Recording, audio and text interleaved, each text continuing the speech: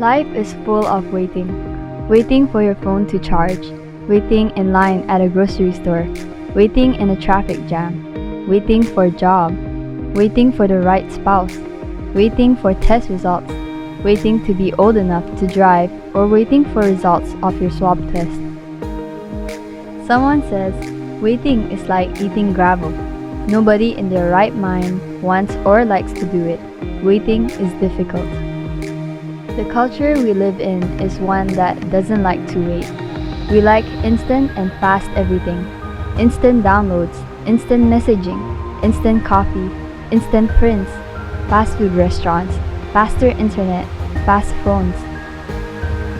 However, there are many times along our journey through life when God says, wait here, and what looks like 15 minutes turns out to be 15 months or even 15 years.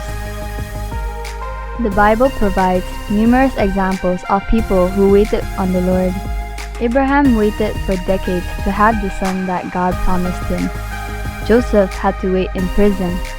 Moses waited for 40 years on the backside of the desert, tending sheep before leading the children of Israel out of captivity in Egypt.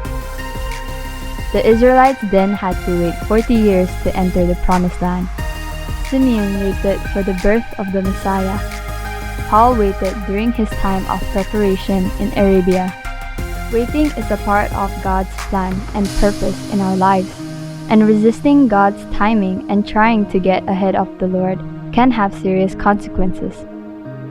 Abraham and Sarah found this out when they ran ahead of God, with Hagar bearing Ishmael instead of waiting on God's promise. God works while His people are waiting. Time is not wasted in God's waiting room. Waiting on the Lord renews our strength. God often uses these times of waiting to prepare us for what lies ahead. Oswald Chambers writes, we are apt to think that everything that happens to us is to be turned into useful teaching. We shall find that the spheres God brings us into are not meant to teach us something, but to make us something.